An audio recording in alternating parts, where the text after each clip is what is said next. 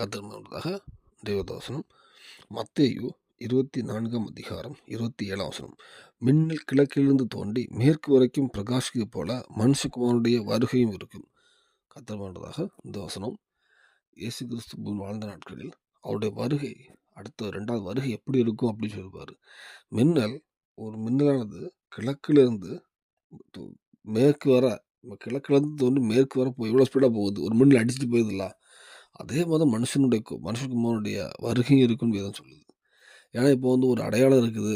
உதாரணத்துக்கு ஒரு ஒரு வெளிச்சம் வந்துச்சு, அதுலேருந்து ஒரு 1/2 அன் ஹவர் ஆகும், 1 ஹவர் ஆகும்னா நம்ம கண்டிப்பாக மன்னிப்பு கேட்டு சரியாயிரும். நம்ம மன்னிப்பு கேட்டு ஆண்டவரே மன்னிச்சிருங்கன்னு சொல்லி வந்துடுவோம். ஆனால் அதுக்கு டைமே இருக்காது. அதனால தான் எப்பொழுதும் ஆயத்தமாக இருக்கணும்.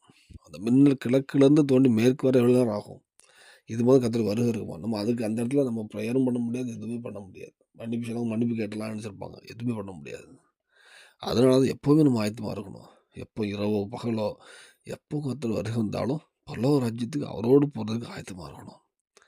இந்த வேளையில் நம்ம பரலோக ராஜ்யத்துக்கு எப்போவும் ஆயத்தமாக இருக்கிறோமா அப்படின்னு நம்ம நிதானித்து பார்ப்போம்.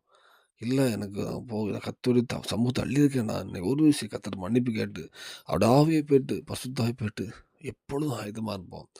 கர்த்தர் எந்த வேலை இருந்தாலும் நம்ம கூட ஒரு புத்தி உள்ள மனவாட்டியாக, புத்தி உள்ள ஸ்திரீயாக கர்த்தருடைய சபைக்கு, கர்த்தருடைய பரலோக ராஜ்யத்துக்கு போவோம், ஆயத்தமாக இருப்போம். அதே மாதிரி அநேக ஜனங்களை ஆயத்தப்படுத்துவோம், பிரயாசப்படுவோம். கர்த்தர் உங்களுக்கு கண்டிப்பாக பயன்படுத்துவார். இந்த பூமியில் சாட்சியுள்ள வாழ்க்கை தருவார், பரலோகத்துக்கு ஆயத்தப்படுத்துவார். அர்ப்பணிப்பு தேவனுக்கு விஷயம் ஆமென்.